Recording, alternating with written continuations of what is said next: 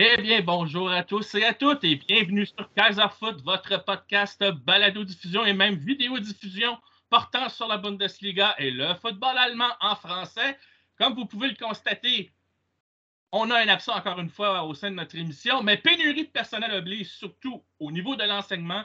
Notre ami Anthony Tessier n'a pas pu être avec nous encore une fois aujourd'hui. On espère le récupérer pour après la Coupe du Monde et venir nous parler, entre autres, de la Mannschaft, mais ça, c'est au futur. En attendant, on va rester au moment présent, alors qu'arrive la pause de la mi-saison, qui sera une longue pause à cause de la Coupe du Monde, bien sûr.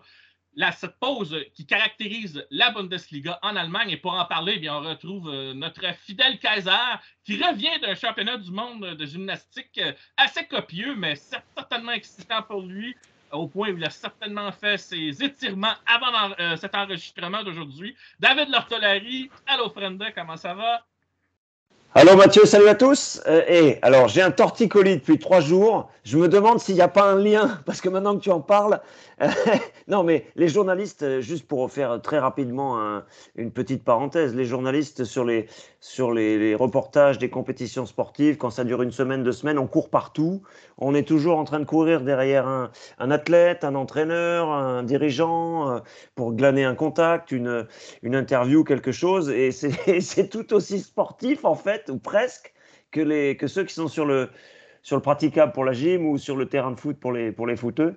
Non, on n'a pas un métier facile et puis ça ne s'améliore pas, mais au moins on peut essayer de prendre du recul comme on le fait nous et d'analyser un peu ce qui se passe. On a une saison tellement particulière que je suis ravi d'essayer de tirer quelques enseignements avec toi. Oui, et pour ceux qui veulent en savoir plus, vous savez que David Lortolari aime bien se multiplier sur les ondes maintenant qu'on peut l'entendre sur le podcast d'Eurosport qui porte justement sur l'actualité du foot européen et aussi parfois sur RTL dans la section Conseil de l'Europe où il est en quelque part la tête d'affiche pour parler de l'Allemagne, bien entendu. C'est dire à quel point David Lortolari est une référence et qu'on est content de pouvoir bénéficier de son expertise. Et parlant d'expertise, on va commencer tout de suite, si tu le veux bien. En parlant tout d'abord dans la catégorie que tu aimes bien, la valse des entraîneurs avec le Bayer Leverkusen et son nouvel entraîneur que toi et moi avons vu comme joueur d'ailleurs, comme quoi, bon, ça ne nous rajeunit pas des fois, Xabi Alonso. Le Bayer Leverkusen, au moment de faire ce changement d'entraîneur, était aux portes de la relégation contre toute attente. Il est vrai que la blessure à long terme à Florian Wirtz, je pense que ça a été un des facteurs qui explique probablement ce mauvais début de saison, mais il n'y a pas que ça, bien sûr. Il ne faut pas chercher que des excuses. Ceci dit, cette nomination de Xabi Alonso, personnellement, je l'ai vu un peu comme la tentative, vu qu'il n'a pas énormément d'expérience comme entraîneur, la tentative de vouloir instaurer quelque chose de nouveau au sein de l'organisation du Bayer Leverkusen, en particulier peut-être ce que j'appellerais le projet sportif ou ce qu'on veut offrir sur le terrain. Bref, avoir une vision peut-être pas court-termiste concernant cette saison, même si je crois que le Bayer Leverkusen a les moyens de remonter au classement. Ça serait vraiment une catastrophe industrielle si ce club devait être relégué. Mais je veux te poser la question quand même. D'abord, est-il capable de relancer ce club dans le classement? Et si sa nomination peut être vraiment vue comme une volonté de repartir sur le long terme, étant donné son profil et son manque d'expérience.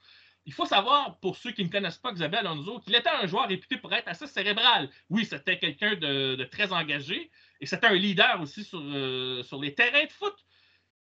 Et c'était quelqu'un dont la contribution n'était peut-être pas forcément statistique, mais dans le collectif, il apportait énormément par ses qualités. Mais il était aussi reconnu comme étant quelqu'un de très intelligent sur un terrain. Et ça semble marquer ce qu'on disait de lui lors de ses premières, disons, ses premières expériences comme entraîneur, on va le dire comme ça. Maintenant qu'il est avec le Bayer Leverkusen, est-ce qu'on peut le voir comme ça? Est-ce qu'il y a une perspective à long terme de vouloir construire quelque chose avec lui? Et si lui, justement, n'y voit pas au sein du Bayer Leverkusen une opportunité de s'installer dans la durée comme entraîneur et de montrer qu'il est capable de faire ce boulot, David? Alors, je te laisse analyser la situation. J'ai hâte d'entendre ton point de vue à ce sujet. C'est encore un peu une énigme, cette affaire-là. Xabi Alonso, c'est une surprise au moment où il arrive.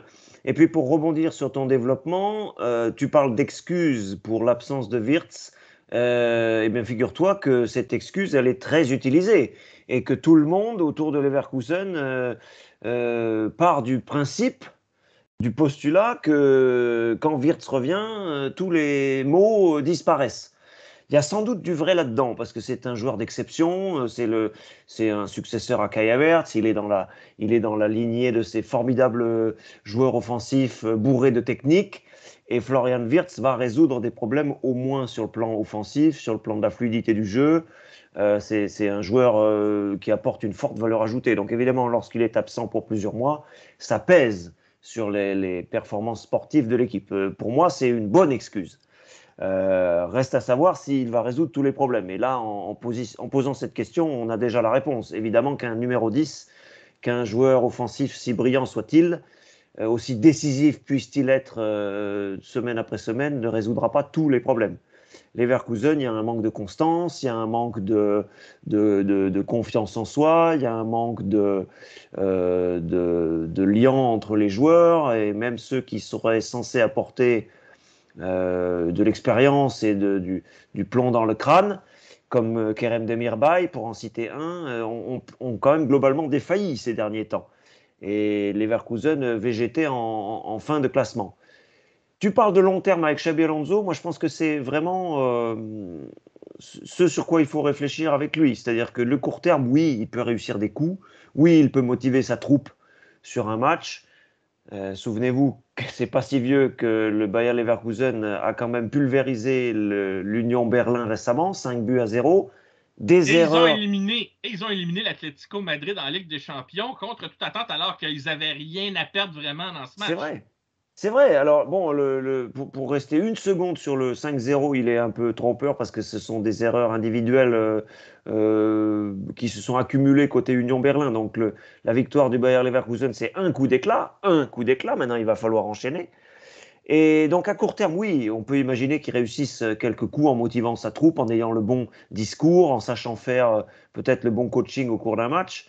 Mais on l'attend sur du long terme. On l'attend pour construire une philosophie dans le club. On l'attend pour s'installer peut-être sur 2, 3 saisons ou plus. Et là, on est dans la pleine incertitude. Lui n'a que très peu d'expérience d'entraîneur. Les très bons milieux de terrain, distributeurs de jeux, créateurs, n'ont pas toujours été derrière de bons entraîneurs. L'exemple le plus fou, c'est Lothar Matthäus qui donne des leçons. Et je l'écoute moi religieusement toutes les semaines à la télévision, mais qui n'a jamais été performant comme entraîneur, alors qu'il a 150 sélections, qu'il a été un milieu de terrain à tout faire, qu'il a joué en défense, qu'il a marqué des buts, qu'il prenait ses responsabilités sur coup de pied arrêté, etc. Mais comme entraîneur, ça passe pas.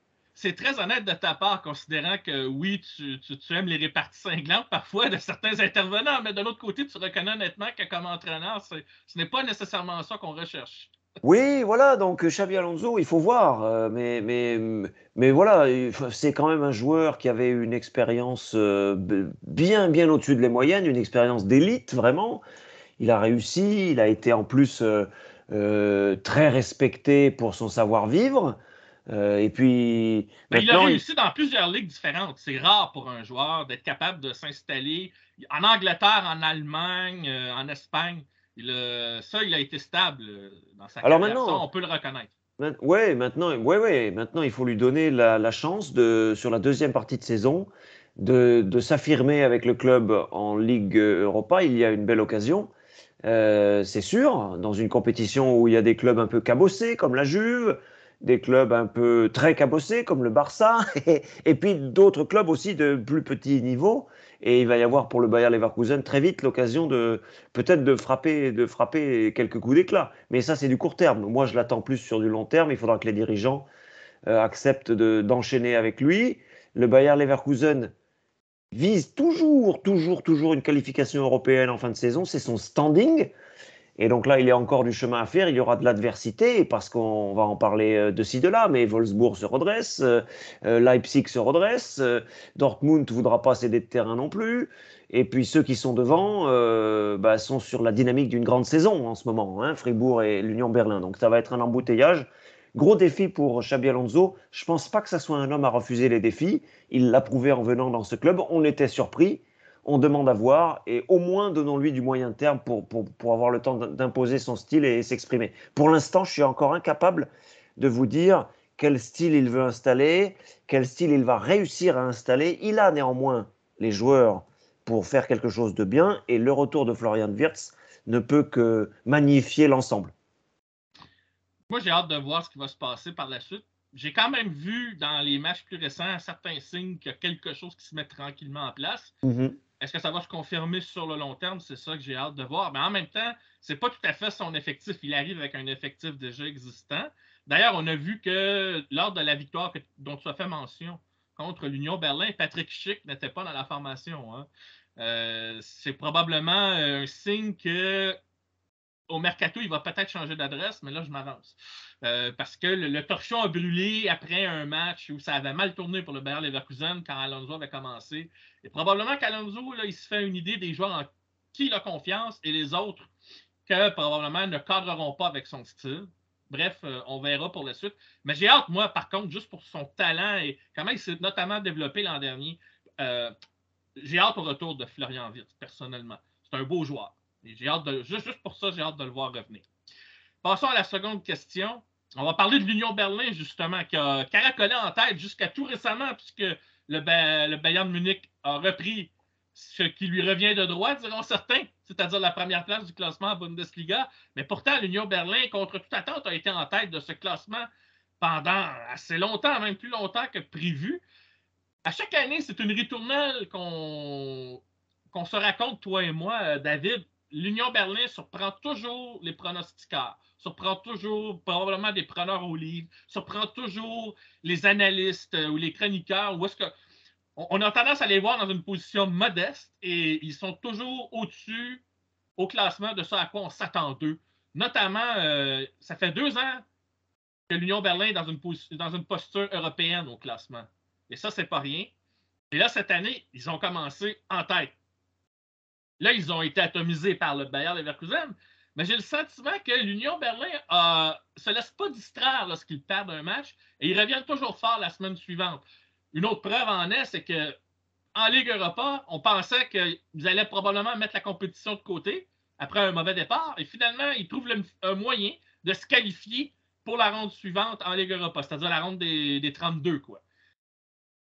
En quelque part, ça vient encore une fois démentir la vision qu'on a de ce club. Et j'ai le goût de te demander, David, est-ce qu'il n'y a pas la possibilité d'un miracle type Leicester en Angleterre à l'arrivée pour cette équipe, advenant le fait qu'on est dans un calendrier un peu, on l'a évoqué ici, un peu particulier où la saison est littéralement coupée en deux, qu'on le veuille ou non, et il n'y aura pas beaucoup d'internationaux ou de joueurs qui vont quitter l'Union Berlin à la différence du Bayern de Munich. Hein. On ne sait pas trop comment, malgré qu'on ne reprend les activités que le 20 janvier, on ne sait pas trop comment les internationaux du Bayern, dans quel état physique et mental ils vont revenir. Alors que du côté de l'Union Berlin, certes, il y a une rupture assez longue, mais on va avoir peut-être des certitudes de pouvoir travailler, peaufiner des choses collectivement parce qu'il va y avoir moins d'absents pour cette compétition internationale qu'est la Coupe du Monde.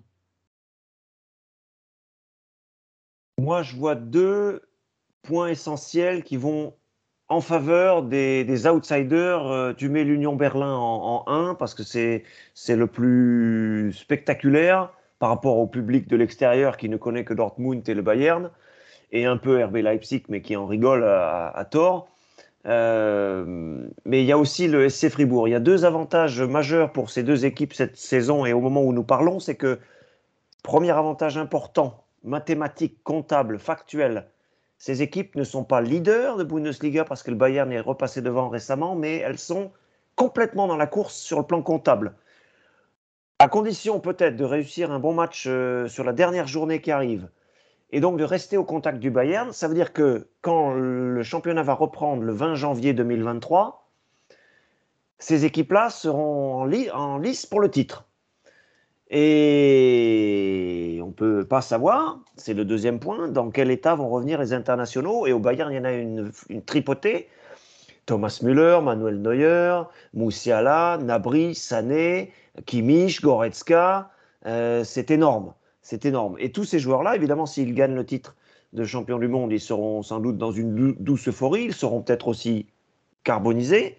Et s'ils échouaient, allez, au pire, c'est déjà arrivé il y a quelques années, au premier tour de la Coupe du Monde, parce qu'on n'a pas réussi à battre l'Espagne, parce que le Japon nous a surpris en contre et qu'on a éliminé tout de suite, il faudra peut-être toute une saison pour que ces joueurs-là se remettent, sans compter qu'ils vont devoir aussi performer en Ligue des Champions très vite contre le Paris Saint-Germain en février.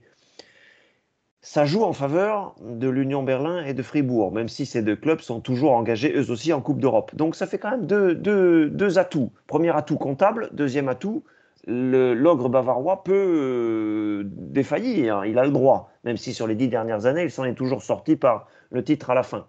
Donc ça, c'est les facteurs extérieurs.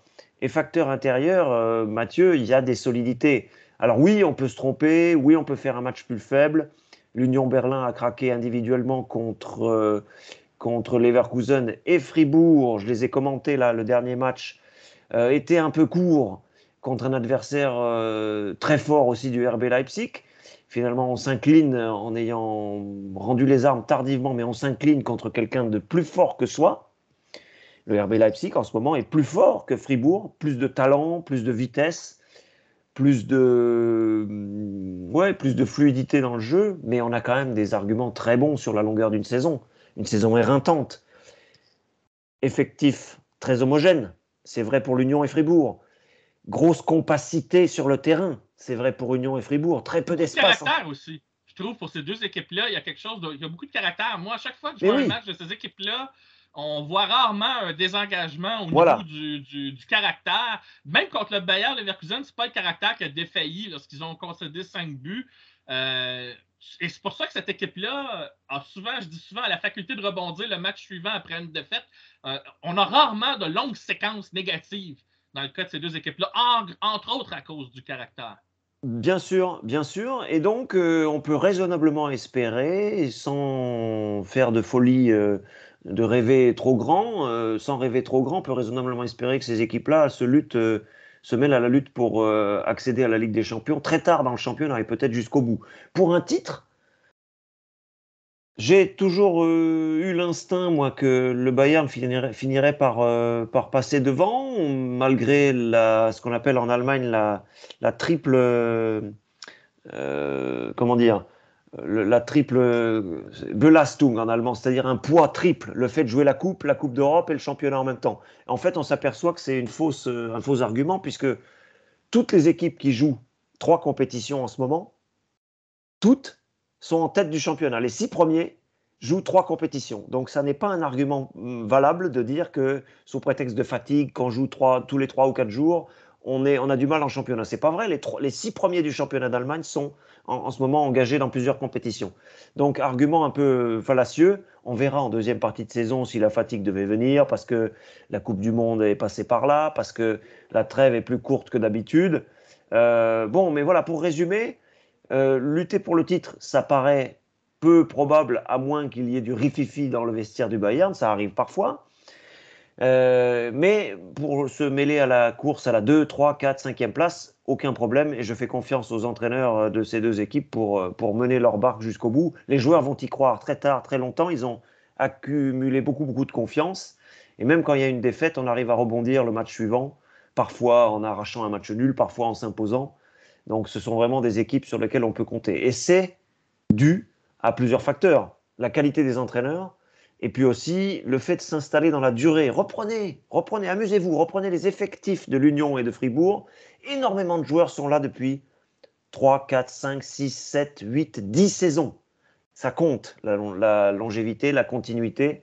On n'a pas ça dans les top clubs, et c'est aussi pour ça qu'il y a un peu des montagnes russes avec ces clubs-là. Vous avez cette constance-là, et forcément, ça paye à un moment donné. Oui, et quand il y a du mouvement de joueurs, on trouve une façon, sans dépenser énormément d'argent, on trouve une façon de les remplacer aussi. Et il y a une stabilité aussi parce que les entraîneurs en poste sont là depuis longtemps, obtiennent des résultats, encore une fois, année après année. Alors qu'on disait que des entraîneurs à long terme étaient peut-être voués au passé. J'ai entendu ça d'ailleurs sur les ondes. Les deux exemples qu'on vient d'évoquer en Urs Fischer avec l'Union Berlin et Christian Streich avec Fribourg me laisse à penser que c'est pas encore tout à fait mort, ces entraîneurs qui restent 8, 10, 15 ans dans un club et qui amènent une stabilité et des joueurs aussi qui sont fidèles au maillot avec quelques autres joueurs parce qu'il faut du mouvement de personnel aussi. Là. Tu ne peux pas garder juste tes 20, 30 joueurs à chaque année non plus. Là. Il y a des circonstances, tout ça. Mais on sent que ces projets-là savent dans quelle direction ils vont. Ils savent ce qu'ils ont besoin. Ils ont une identité, une philosophie qui leur sont propres. Ils l'appliquent sur le terrain, ils y sont fidèles. Et on parlait de la force de caractère, il y a ça aussi qui se rajoute. lorsqu'ils sont sur le terrain. Même face au Bayern, on n'a pas de complexe d'infériorité. Et je pense que dans les compétitions européennes, ça transparaît aussi une fois qu'ils y accèdent. D'ailleurs, c'est souvent le propre des clubs allemands. Et j'ouvre une parenthèse ici parce qu'on y reviendra en janvier. Je ne voulais pas en parler aujourd'hui, mais on y reviendra en janvier. On a quand même 4 clubs allemands qui sont qualifiés en Ligue des champions pour la ronde des 16 sur 5. Mais le 5e est reversé en Ligue Europa et tous les autres clubs allemands en Ligue Europa se sont qualifiés aussi. Le seul qui a trébuché finalement, c'est celui dans la Ligue Conférence qui est Cologne, qui s'est quand même pas passé loin que ce club-là arrive à se qualifier aussi. Donc, c'est une réussite et ça veut dire que les compétitions européennes, même pour les clubs allemands, on ne cherche pas l'excuse de dire on fait tourner l'effectif, qu'on met des joueurs de bon niveau lorsqu'on fait une rotation et c'est pour ça qu'on ne gagne pas les compétitions européennes. Et là, je regarde un peu plus du côté de la France quand je dis ça. Mais en Allemagne, on n'a pas cette excuse-là. On les aborde sérieusement et on a confiance en notre effectif, en notre identité et tout ce qu'on vient d'évoquer ici. Et on aura l'occasion de revenir justement maintenant qu'il y a eu les tirages spécifiquement, parce que ça ne sera pas avant le mois de février de toute façon, on aura l'occasion de revenir sur ces calendriers-là en janvier lorsqu'on redémarrera la seconde moitié de saison en Bundesliga. Je garde ce sujet-là donc sur la glace. Maintenant, si tu veux bien, on va parler de certains joueurs qui ont retenu l'attention en Bundesliga. J'en ai retenu 3. Alors, on va les évoquer rapidement. Et ça va te faire plaisir parce que je vais commencer avec un joueur du Bayern, Eric Choupo-Moting. Depuis qu'on l'a titularisé, depuis que Nagelsmann l'a titularisé, on a l'impression que ça a solutionné bien des problèmes avec le Bayern qui est sur une lancée extraordinaire et qui pourrait même être sur le point de battre son propre record de buts marqués pour un club en Bundesliga, établi l'année où Müller avait aussi battu son record, ou battu le record du nombre de buts pour un buteur en Bundesliga, récemment battu par Lewandowski, pardon. C'était donc lors de la saison 71-72, 103 buts marqués par le Bayern Munich. Et si jamais la tendance se maintient, le Bayern devrait battre ce record. Ceci dit, je vais revenir sur Choupo-Moting. C'est un joueur qu'on a toujours vu comme étant un second couteau, un joueur qu'on sort du banc en deuxième mi-temps. Et là, Nagelsmann se décide à le titulariser parce qu'on avait des questionnements sur l'avant-centre au Bayern depuis le départ de Lewandowski. On a essayé Sadio Mané à ce poste, ça a plus ou moins fonctionné. Il y a des joueurs qui étaient dans l'ombre, qui sont finalement ressortis ou qui ont retrouvé de leur superbe. Je pense à Serge Gnabry, qui a retrouvé son poste sur le flanc droit. Et Mané, qui retourne à sa position naturelle à gauche, lui aussi s'est remis à produire. Müller est sur le banc, mais c'est pas grave, parce que bon, il a quelques blessures qui l'ont mis à l'écart. Mais peu importe, on a Moussiala, on a d'autres solutions. Mais moi, c'est surtout la présence de Choupo-Moting qui semble avoir non seulement tactiquement permis à Nagelsmann de solutionner un problème afin d'obtenir des résultats, parce qu'au Bayern, on pense d'abord en termes de résultats, hein, on va pas se le cacher. Et en plus de ça, il marque des buts. Il marque des buts, Choupo-Moting. Il contribue à l'attaque du Bayern. Et je pense qu'il n'y a pas un match où il n'a pas marqué, ou presque, là, si je peux dire. Il a même marqué en Ligue des Champions, je pense. Tellement qu'il y a même eu une rumeur voulant qu'on l'envoie à Manchester United, alors que parce que son contrat arrive à échéance bientôt. Mais moi, cette rumeur-là, j'ai préféré en rire parce que je le vois mal aller à Manchester United personnellement. Je suis persuadé que le Bayern voudra le garder. Mais je veux qu'on parle de Choupo-Moting. À quel point sa titularisation a été un bienfait, autant pour les idées de Nagelsmann en termes tactiques, dont on a souvent parlé ici, que pour les ambitions du Bayern d'obtenir des résultats, d'enchaîner les victoires et de redevenir cette machine de guerre, ce rouleau compresseur qu'on a l'habitude de voir depuis une dizaine d'années en Allemagne, mais aussi en Europe. C'est marrant parce qu'il y a, il y a une espèce de paradoxe. Le Bayern a toujours, enfin, je veux dire, a construit sa légende avec un avant-centre. Gerd Müller, Karl-Heinz Rummenigge, Uli Hoeneß, quelques autres depuis aussi. On en oublie parce qu'ils ont été moins constants, parce qu'ils ont été moins bons sur le plan international peut-être, comme Carsten Janker, qui était un colosse, qui avait aussi des statistiques puissantes. Et donc ça, c'est... mais là, on s'est dit, le directeur sportif Salihamidzic s'est dit, on laisse partir Lewandowski, il ne veut pas rester, et on va se débrouiller autrement. Et en fait, on s'aperçoit qu'il faut un avant-centre, même s'il est d'une stature inférieure, il résout énormément de problèmes.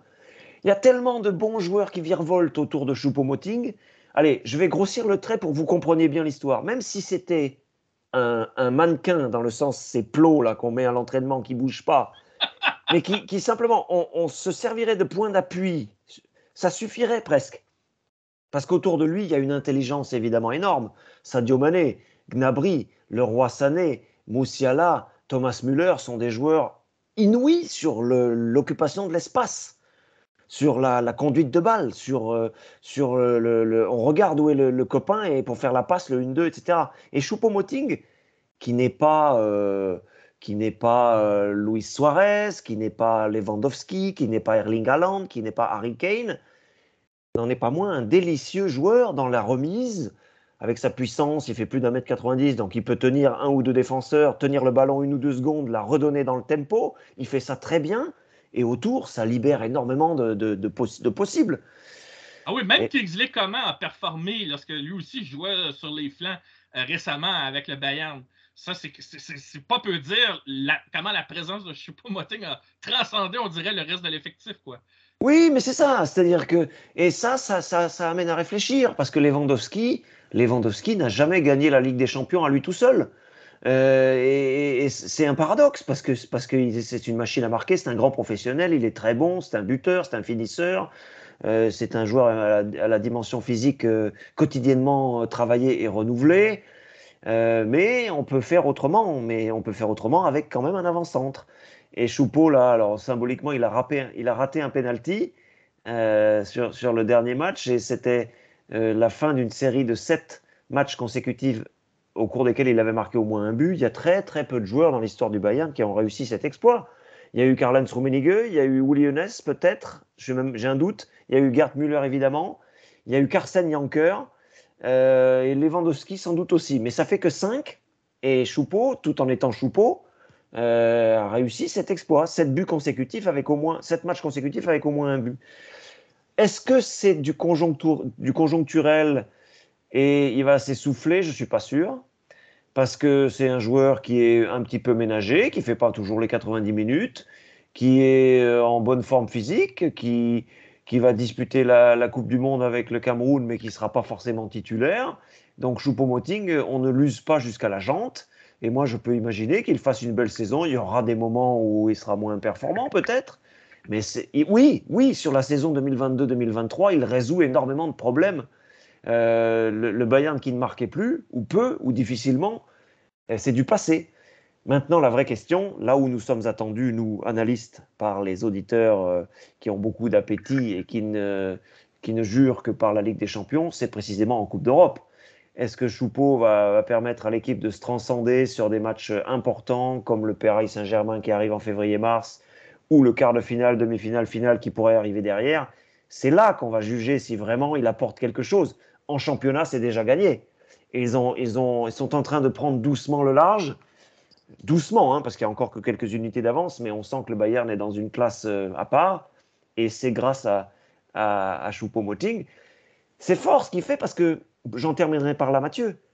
Au Bayern, on met la pression aux joueurs de manière incroyable. C'est-à-dire qu'on leur dit: ah, mais il n'y a pas de souci. À partir du moment où on gagne, où vous marquez des buts, où vous faites des passes décisives et où vous avez une bonne note dans les journaux spécialisés, vous serez aligné. Il faut la tenir, la pression. Et là, pour l'instant, il la tient avec le sourire, il apporte une bonne ambiance. Il n'y a pas de raison que ça cesse. La difficulté, quand même, je trouve, c'est que, bon, il va falloir qu'il attende sans doute le début d'année pour savoir, pour son sort, pour la suite. Le Bayern ne pardonne pas, et si Choupo-Moting devait fléchir, on n'est pas sûr du tout que son contrat soit prolongé. Son contrat cesse en fin de saison 2022-2023. Et pour qu'il soit prolongé, il va falloir qu'il continue les performances. C'est un peu le lot des grands clubs. C'est un peu dommage, je trouve, sur le plan humain, parce que c'est un joueur qui vraiment passe à merveille dans le vestiaire et ferme sa bouche quand il joue moins. C'est très précieux, même dans un club de ce niveau-là. Oui, je pense qu'il est apprécié au Bayern pour son attitude générale et pour ce qu'il apporte aussi en dehors des terrains. Il a 33-34 ans, donc ça resterait du court terme si on lui refaisait signer un contrat au sein du Bayern. Mais de le voir produire comme ça à cet âge-là et par rapport au statut qu'il avait en tant qu'attaquant de soutien sur le banc, là, c'est-à-dire un excellent substitut. C'est là où ça étonne. Et j'ajouterais une note ironique, s'il marque contre le Paris Saint-Germain en 8e de finale, qui est son ancienne équipe, ça va faire tout un branle-bas de combat si jamais ça devait se produire. Mais ça, c'est évidemment, là, on est un peu dans le foot fiction ici. Il y a un autre joueur dont je veux parler avec toi, c'est Marcus Thuram. L'an dernier, il avait complètement disparu pour une raison inexplicable, quoique son histoire d'attitude le jour où il avait craché au visage d'un arbitre avait profondément, hélas, tracé un peu la ligne de cette mauvaise saison l'an dernier. Sauf que là, cette année, il est de retour en force.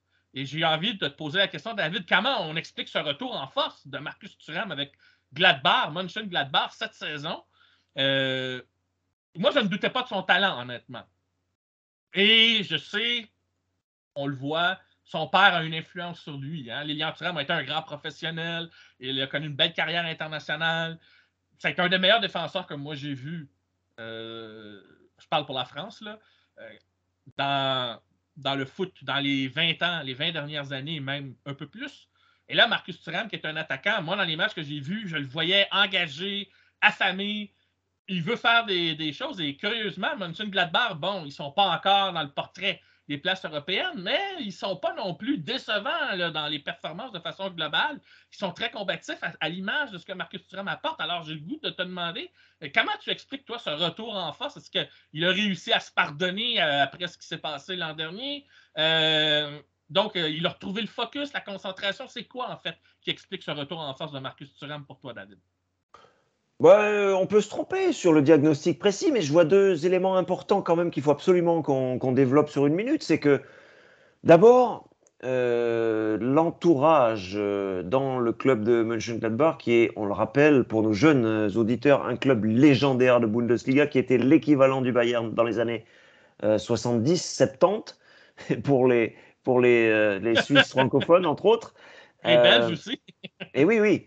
Donc, ce club-là, il faut le respecter. Les jeunes n'en ont pas forcément conscience, y compris les joueurs. Et dans ce club-là est arrivé un entraîneur qui a peu de références, Monsieur Fark, qui a peu de références, je veux dire, clinquantes, qui a un parcours d'entraîneur relativement court encore, et qui va parfaitement dans l'environnement de Gladbach. Il a une carrure suffisante, il a une envergure et une aura suffisante. Ça n'a pas été un Bertie Fox, ça n'a pas été un Rainer Bonhoff, ça n'est pas Uli Hoeneß, mais c'est un entraîneur qui a des préceptes et qui passe très bien dans le club de Gladbach, semble-t-il. C'est les retours qu'on a depuis l'intérieur. Ça, c'est très important. C'est-à-dire que cet entraîneur-là, apparemment, il fédère autour de lui. Et également des joueurs sur le retour, entre guillemets, comme Julian Weigl, par exemple, qui est revenu du Portugal. Ça, c'est le premier point. Et deuxième point, moi, je pense tout simplement que Marcus Thuram avait besoin aussi, peut-être, après avoir vraiment explosé au bon niveau, au très bon niveau de la Bundesliga, après avoir montré ses qualités, et comme toi, je n'en doute pas, il avait peut-être besoin de retomber un peu sur terre, de se dire qu'il fallait faire ses preuves sur la longueur à Mönchengladbach avant d'espérer peut-être faire fructifier sa carrière dans des clubs plus huppés. Et là, il recommence à bien fonctionner avec aussi un Alassane Plea qui lui aussi à côté retrouve un peu de pertinence. On l'a vu marquer une ou deux fois, on l'a vu aussi surtout redevenir le passeur qu'il pouvait être. Et c'est un tout, je pense. C'est l'entraîneur, le staff, et puis c'est les joueurs qui prennent conscience aussi, peut-être après des fois des paliers de décompression, des paliers de retour sur terre, que ça peut fonctionner et qu'on peut réussir quelque chose. Et Mönchengladbach, le problème peut-être, c'est qu'il y a une vraie adversité dans cette zone du classement, hein, entre la deuxième place et la 10-12e place. Il va falloir se battre. On a cité plein de clubs déjà, mais il y en a encore d'autres. Hein. Wolfsburg, je ne sais plus si je l'ai cité. Hoffenheim est intéressant aussi. Quelques autres. Ça peut être le Cologne de Steffen Baumgart aussi. Donc il va y avoir une vraie adversité. Si Thuram et Gladbach arrivent à s'extraire par le haut de cette mêlée-là, oui, il y a de bons espoirs qu'il y ait un vrai rebond et qu'on continue de le voir à ce niveau-là, quitte à ce qu'il parte ailleurs. C'est le jeu aussi en fin de saison. Mais je suis content effectivement qu'il retrouve le niveau qu'il a pu afficher il y a quelques mois. Maintenant, il lui faut de la constance, comme à son club. Et Daniel Fark est l'artisan principal de cette constance. On espère que ça va continuer. Le dernier joueur maintenant sur lequel j'aimerais qu'on porte attention, c'est un joueur dont on a déjà parlé un petit peu lors de nos premières émissions, notre première saison, David. C'est Niklas Füllkrug, l'attaquant du Werder Bremen. Alors, c'est pas un scoop, là, mais il a été appelé pour la première fois avec l'équipe nationale allemande. Il va jouer la Coupe du Monde à 29 ans, alors qu'il n'a aucune expérience avec la Mannschaft. Je ferme la parenthèse ici parce qu'on fera une émission sur la Mannschaft prochainement, juste après cette émission-ci. Mais je veux qu'on parle quand même de Niklas Füllkrug avec le Werder Bremen. Quand on a commencé ce podcast-là, cette balado, David, on se souvient que le Werder Bremen était en première division et Niklas Füllkrug faisait déjà la pluie et le beau temps avec cette équipe en tant qu'attaquant. D'ailleurs, quand il était blessé, ça paraissait un petit peu sur les performances du Werder Bremen. Le club a été relégué en deuxième division l'an dernier. Contre toute attente, il a choisi de rester et d'aider l'équipe à remonter en première division cette année. Et là, rappelle-toi, on a parlé en début de saison de qui allait remplacer Erling Haaland et Robert Lewandowski parmi les meilleurs buteurs de Bundesliga cette saison. Eh bien, il y en a un qui a levé la main, comme dans une salle de classe là, à qui on pose une question piège. C'est Niklas Füllkrug qui a dit « Je suis là ». Et il connaît toute une saison en ce moment. Et le Werder Bremen, contre toute attente, est au-dessus du milieu du classement au moment où on se parle. Et c'est en partie grâce à ses performances.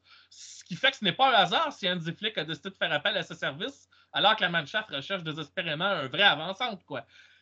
Et j'ai le goût de te demander s'il est resté avec le Werder Bremen et qu'il continue d'avoir ses performances aussi bien en deuxième qu'en première division, des performances solides, des buts avec une production régulière, est-ce que c'est en raison d'un attachement et d'une fidélité avec le Werder Bremen, surtout à une époque où des bons joueurs comme lui auraient peut-être eu tendance à vouloir changer d'adresse, à vouloir rester notamment en première division lorsque le club du Werder avait été relégué? J'aimerais qu'on parle un peu de lui dans cette optique-là, David. Est-ce que donc il y a un attachement pour cette équipe ou est-ce qu'il est un peu une sorte de général, pas juste offensif, mais de manière générale, on dirait que tout se rallie un peu autour de lui avec le Werder Bremen. J'aimerais qu'on parle donc un peu de ce joueur-là. Donc, est-ce que c'est la fidélité? Est-ce qu'il est attaché à cette équipe-là? Comment on explique ce succès-là en continu, malgré le fait que cette équipe-là, l'an dernier, a été reléguée, pour ensuite revenir cette année et connaître un très fort début de saison? Oui, il y a un peu de oui et de non. Le oui, c'est ce qu'on voit, ce qu'on constate, avec des statistiques flatteuses avec le Werder depuis 2019. Plus d'un but tous les 2 matchs. Alors, il y a eu évidemment de la deuxième division, mais c'est quand même une belle référence. Avec aussi peut-être un système qui convient bien à un attaquant comme ça, peut-être un peu à l'ancienne, avec deux joueurs de pointe. Avec le Werder, il joue avec Marvin Duksch en attaque et c'est un système qui soulage forcément un attaquant, hein, parce que quand on est 2 devant, on peut se partager les tâches. Il y a quand même aussi des passages qui étaient très corrects, plus ou moins, mais globalement très corrects avec Nuremberg et avec Hanovre. C'est là aussi qu'il a reconstruit peut-être, qu'il a construit et reconstruit son statut. Et c'est un poste auquel il y a une pénurie en Allemagne. Donc forcément, il est en vue. Et forcément, le sélectionneur pense à lui. Alors, je ne suis pas sûr que ce soit le protagoniste du mondial qui arrive, parce qu'il y a aussi des plus jeunes, un Moukoko par exemple. Lukas Mecha, qui était à Wolfsburg, sera absent de la Coupe du Monde, mais il aurait pu aussi prétendre un peu à ce rôle-là. Ce ne sont pas des superstars, ce ne sont pas des super joueurs, des joueurs comme Niklas Füllkrug, mais pour répondre à ta question, oui, ce sont des joueurs à la fois un peu fantasques, avec un vrai caractère humain, avec une vraie fidélité, avec des vraies qualités qui peuvent permettre de prétendre à, oui, comme tu dis, à lever la main quand il y a pénurie. Et moi, je trouve que c'est une belle récompense. Il est adroit, il est puissant. Il a des statistiques très flatteuses sur les duels gagnés, notamment de la tête. Et ça rappelle aux Allemands de bonnes choses, bien sûr. Oui. Avec, On adore faire des centres, notamment, on ne fait pas que voilà. ça, mais on adore faire des centres dans les équipes allemandes depuis de nombreuses années. Donc, un attaquant qui marque la tête, c'est toujours très utile dans ces cas-là. Mais voilà, exactement. Donc, je pense que ces choses-là font que ça s'est imposé assez nettement. Ça n'aurait pas été scandaleux de ne pas le voir dans la liste d'Hansi Flick parce que ça aurait voulu dire qu'il a fait des choix. D'autres, il est dans la liste du sélectionneur. Avec le Werder, ça va bien. Moi, j'ai souvenir là, de ce match récent où il gagne 2-1 contre Schalke face à un Schalke qui va mieux sur le plan du contenu et où on se dit ah bah oui, bah là, côté Werder, il y a un Niklas Füllkrug et c'est grâce à un joueur comme ça qu'on gagne un tel match. Entre autres, bien sûr. Il y a aussi Mitchell Weiser, par ailleurs, qui est un formidable joueur aussi, l'ancien du Bayern. Mais sur l'attaquant, sur le profil Füllkrug, forcément, il est visible parce qu'en Allemagne, ça manque. Et pour faire le lien aussi, il y a Simon Terodde qui joue avec Schalke, qui est un attaquant typique de deuxième division, le meilleur buteur de l'histoire de la deuxième division en Allemagne, qui marque un peu moins, qui est peut-être un petit peu plus vieillissant, mais qui aurait pu incarner aussi cette personnalité-là, assez, assez âpre, assez humainement attachant.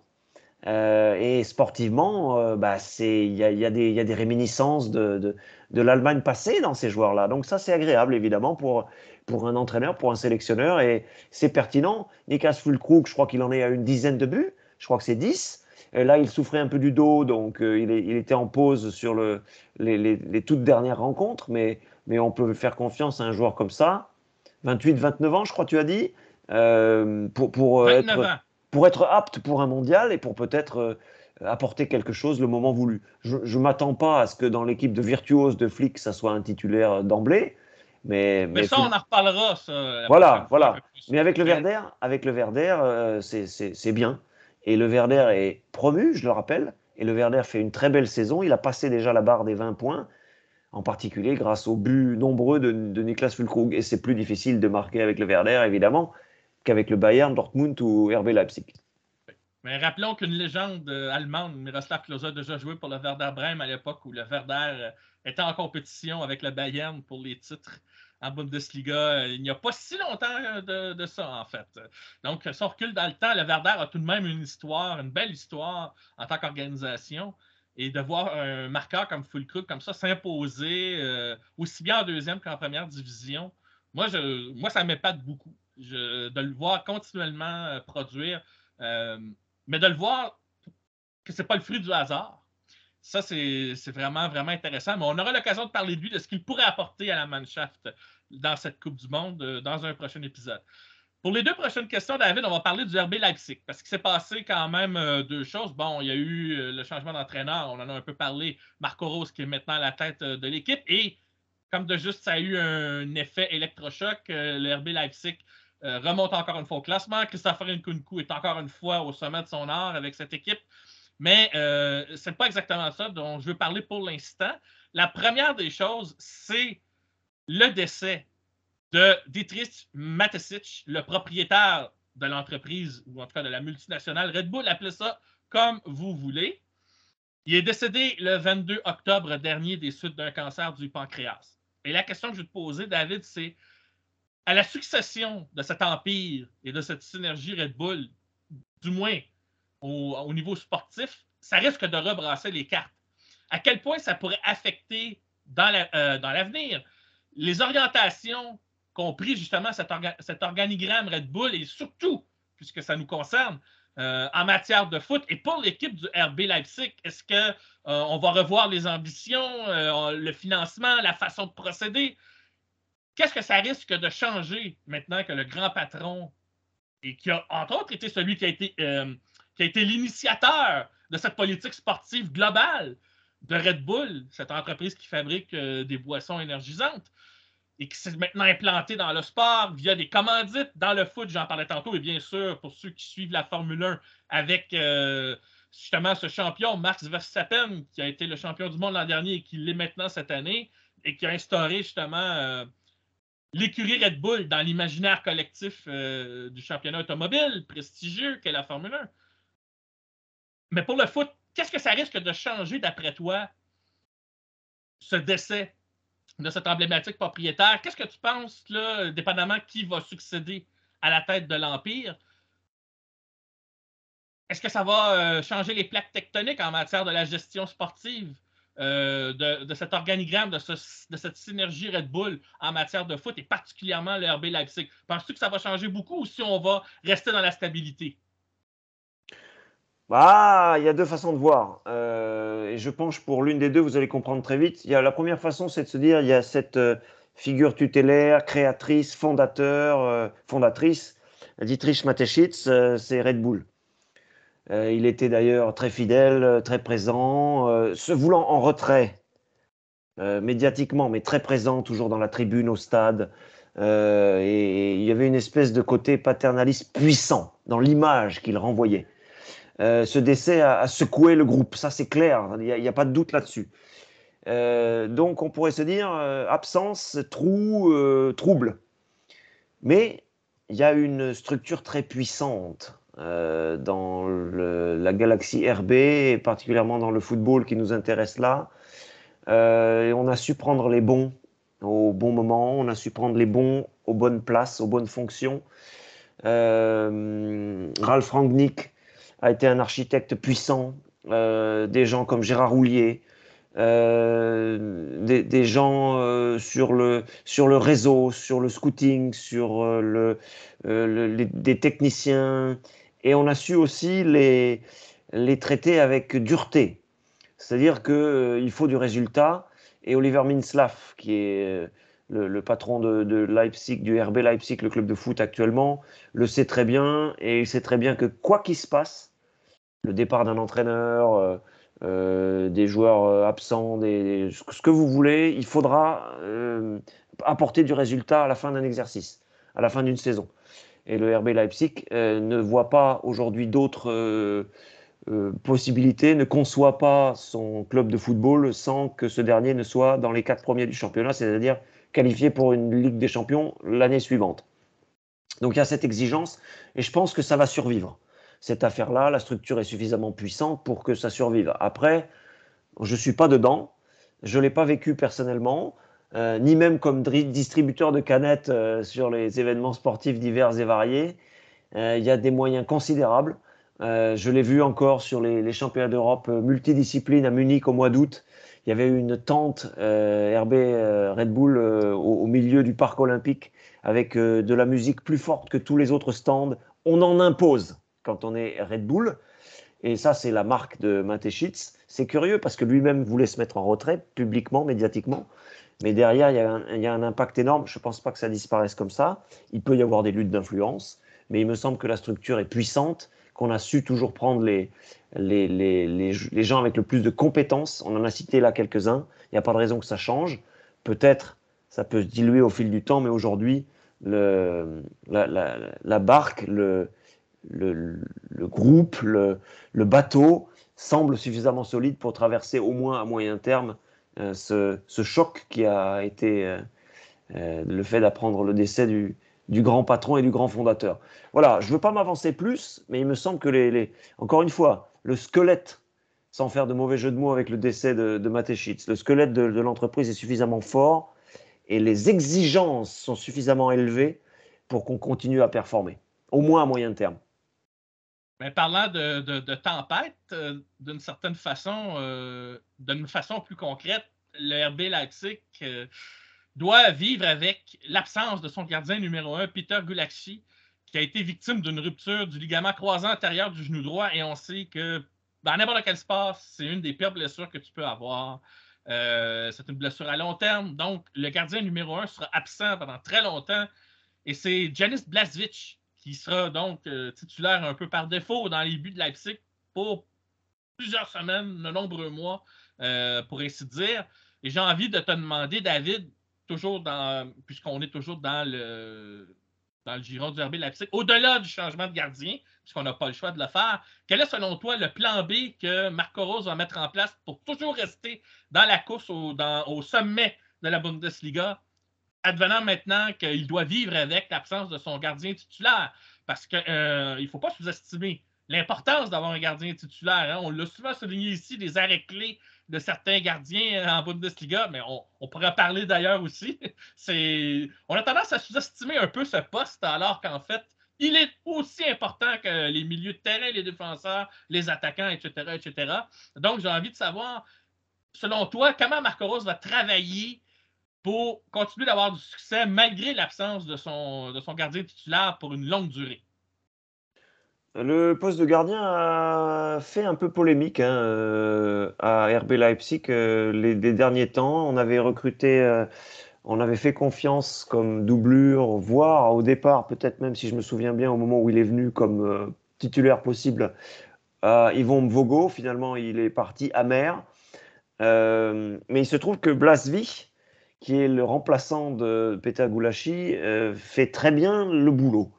C'est un peu une bonne surprise parce que il a été plongé dans un bain froid. Il faut être performant vite. Et tous les gardiens, si vous regardez bien, les gardiens qui ont leur chance d'entrer en cours de match parce que le titulaire est blessé ou qui débutent, n'ont pas toujours cette chance-là. Blaswich s'est très bien débrouillé pour le début de l'intérim. Peter Gulashi, on l'a vu notamment encore cette semaine, très proche du groupe, très proche de l'équipe. Il a quand même encore une espèce d'aura sur ses coéquipiers. On l'a vu en béquille venir saluer à la fin du dernier match les copains. C'était contre Fribourg, c'était un gros adversaire. Ils s'en sont très bien sortis. Donc il y a deux façons de voir. La première, c'est Blaswich performe. La deuxième, c'est Leipzig de plus en plus équilibré dans son jeu. Ça, c'est la patte Marco Rose. Concède peu d'occasions en fait, peu voire très peu d'occasions, et ça aide aussi, ça soulage le gardien. Ça ne veut pas dire qu'il faut dormir, parce que quand vous avez un ou deux arrêts à faire dans le match, Mathieu, bien sûr, il faut être réveillé au bon moment, mais ça évite d'être sous la mitraille. Et voilà, donc il y a le jeu de l'équipe, le projet voilà, importé, installé par Marco Rose, et puis la qualité de Blaswich. Et là, on en revient à ce qu'on disait précédemment, c'est les qualités de recrutement de RB Leipzig. Il y a quelques clubs quand même qui sont performants sur le recrutement et qui se trompent assez peu. RB Leipzig s'est trompé une ou deux fois, mais globalement, ils font un énorme boulot sur le recrutement. C'est vrai aussi pour Fribourg, moins clinquant. C'est vrai aussi pour l'Union Berlin, encore moins clinquant. Les recrutements sont très réussis. Et au poste de gardien, on peut être rassuré pour les supporters de Leipzig. On a trouvé un deuxième gardien qui était à la hauteur de ce qu'on attendait, au moins à court terme. J'ai hâte en tout cas de voir la suite pour le RB Leipzig. Marco Rose semble avoir la situation bien en main là-bas. Et on a un Christopher Nkunku qui joue super bien. Et en plus, il n'y a pas Gulaxi qui a été blessé durant cette séquence et ça n'a pas empêché le club de performer. Ça renvoie à ce qu'on disait en début d'émission. Pas d'excuses, si on peut dire comme ça. J'ai une dernière question rapide pour toi, David, avant qu'on se quitte. Dans la catégorie entraîneur allemand qui réussissent à l'étranger, il y a un nom qui est ressorti ou qui a refait surface à cause de la Ligue des champions. C'est Roger Schmidt, l'entraîneur du Benfica Lisbonne. On avait très peu entendu parler de lui jusqu'à tout récemment, et pourtant, c'est un entraîneur de longue date en Europe. Bon, comme ancien joueur, ça n'a pas été une grande carrière, mais c'est souvent le lot des entraîneurs qui réussissent. C'est un ancien milieu de terrain à Paderborn et le SC Verl, bref, des équipes de 2e, 3e division. Je fais le tour rapidement. Mais comme entraîneur, il a du métier. Ça fait quand même depuis 2004 qu'il entraîne. Il a même entraîné le Paderborn à une certaine époque, mais c'est avec le Red Bull Salzbourg, puisqu'on y revient, qu'il a connu ses premiers succès. Il a d'ailleurs gagné la Coupe d'Autriche là-bas. C'est vers les années 2012-2014. Il a entraîné le Bayer Leverkusen. Ça a été son plus gros niveau jusqu'à tout récemment. Il a été congédié après un match où il avait reçu justement disons, une sacrée volée, si je peux dire comme ça. C'était une défaite de 6-2 à l'époque contre le Borussia Dortmund. Une défaite cinglante, pour dire le moins. Il est allé en Chine, puis ensuite, il est revenu aux Pays-Bas avec le PSV Eindhoven, où il a reconnu du succès avant d'être avec le Benfica Lisbonne, où il a un sacré début de saison. 20 victoires, 4 nuls, 0 défaites et une première place dans la phase de groupe au nez et à la barbe du PSG en Ligue des Champions. J'aimerais qu'on parle un peu de lui parce que ça m'étonne qu'on ne t'ait jamais posé la question, David, surtout qu'on parle d'un entraîneur allemand quand même.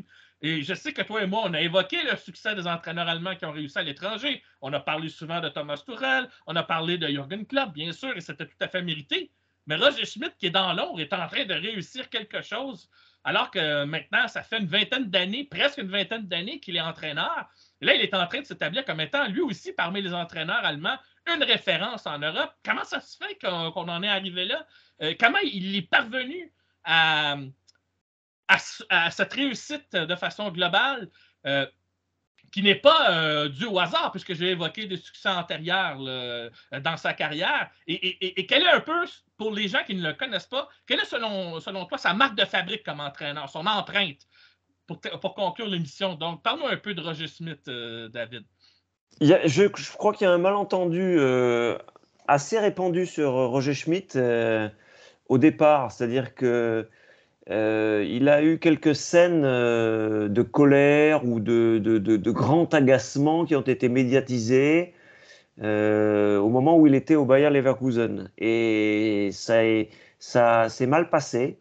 Ça lui a façonné une image de râleur largement excessive. Et à l'époque, il était 100% défendu par son directeur sportif, Rudi Völler. Et il se trouve que Rudi Völler avait sans doute raison, puisque aujourd'hui, Roger Schmidt est demandé par des grands clubs.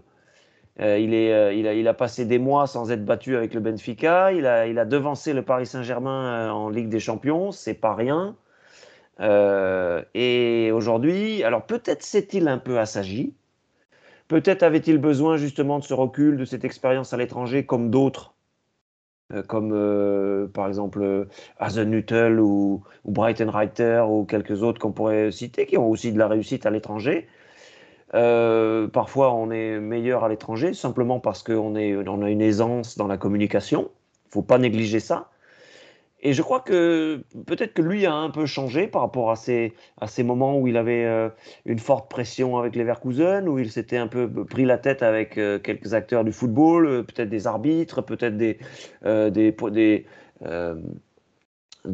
sinon des homonymes, pardon, le mot m'échappe, mais des gens qui ont la même fonction que lui dans un autre club. Et là, il exprime plus son potentiel en étant dans un pays étranger. Je ne suis pas un expert de sa philosophie de jeu. En tout cas, ça passe très bien avec le Benfica. Je pense qu'on est là dans un club qui a je vais apprendre rien à nos auditeurs, une énorme audience, une énorme caisse de résonance qui peut être très positive.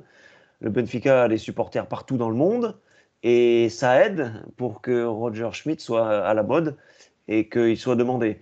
Je pense que voilà, je reviens à mon idée de départ, c'est-à-dire qu'on va lui pardonner plus dans des clubs où on respire le football, on a la culture football, dans des pays comme le Portugal où ouais, je sais pas, c'est paradoxal. Pour moi, c'est ça, c'est la sensation que j'ai aujourd'hui. Un retour en Allemagne peut-être à venir derrière, avec une virginité, avec une image un petit peu ripollinée. Mais je crois qu'il y avait ce malentendu de départ, Mathieu, sur ce garçon qui était un peu énervé, qui était un peu mal vu. Et il me semble qu'il a largement corrigé le tir depuis. C'est un bon entraîneur et on va en avoir encore la preuve dans les prochaines semaines et les prochains mois. Ça, j'en suis persuadé. Et je n'ai pas souvenir d'un entraîneur allemand qui a réussi au Portugal, surtout dans un pays qui produit de façon générale ces dernières années beaucoup d'entraîneurs qui s'exportent beaucoup d'ailleurs en dehors du pays du Porto, si je peux dire comme ça. David, merci infiniment. On a couvert plus de 5 thèmes en l'espace d'une heure. Ça prouve qu'on est rodé à point peut-être, puisqu'on parle de manque de préparation pour la Coupe du Monde, mais ça prouve qu'on est rodé. Et je te propose de se retrouver d'ici 2 semaines pour qu'on parle spécifiquement de la Mannschaft. On va faire un podcast court, peut-être un podcast court, 30-40 minutes, pas plus, où on va parler de la Mannschaft, puisque au moment où on enregistre cette émission-là, la liste des joueurs choisis par Hansi Flick pour aller à la Coupe du Monde pour représenter la Mannschaft est sortie. On aura l'occasion donc d'y revenir d'ici 2 semaines, soit juste avant ou au moment même où l'Allemagne va commencer la compétition. C'est donc un rendez-vous et je te le donne à toi aussi, David. On se retrouve d'ici 2 semaines. Mais en attendant, merci pour tes excellentes analyses parce qu'il y avait beaucoup, beaucoup de bouchées à dévorer aujourd'hui en tant que thème pour cette émission de Kaiser Foot, mon cher. Mathieu, un grand merci. On aura des choses à dire à l'approche de la fin d'année. Et puis, gardez l'œil sur ce championnat d'Allemagne qui va être en interruption à partir de la fin de semaine qui arrive. Mais gardez l'œil parce que vraiment, il se passe énormément de choses. Et surtout, on a joueurs, entraîneurs, dirigeants, des gens qui ont une vraie dimension humaine. Et j'ai de plus en plus une tendance à apprécier ce championnat que j'apprécie déjà par instinct quand j'étais plus jeune. Eh bien, moi, en tout cas, ça fait à peu près une vingtaine d'années que j'apprécie ce championnat. D'abord pour, je dirais, le style de jeu global, ce que je vois comme spectacle de façon générale, l'engagement des joueurs. Et ça continue comme ça. Je trouve qu'il y a une sincérité, une honnêteté pas que les autres n'en ont pas, mais il y a quelque chose dans ce championnat que l'on ne retrouve pas ailleurs. C'est ce qui fait que j'ai tendance à le préférer un peu plus que d'autres, même si je suis attaché aussi avec les années à la MLS qu'on a ici, vu que j'ai mon club local de Montréal qui performe. C'est un peu normal. On s'intéresse aussi à autre chose. Comme toi, tu t'intéresses à la gymnastique, au sport d'hiver, au sport nautique, puisque on a tendance à l'évoquer ici. Alors, ça n'empêche pas d'apprécier autre chose. Mais j'ai bien hâte, justement, puisque nous sommes des passionnés, de te retrouver pour parler de la Mannschaft d'ici 2 semaines. En attendant, bien évidemment, vous pouvez retrouver la vidéo-diffusion sur YouTube, mais la version audio du podcast sur la plateforme du Cannes Football Club Plus via les différentes chaînes de diffusion comme Apple, Google Art, Podcast Addict, Spreaker, Deezer et j'en passe. C'est donc avec plaisir qu'on continuera de vous partager le contenu du football allemand avec vous d'ici 2 semaines. Mais en attendant, on vous dit au revoir et à la prochaine.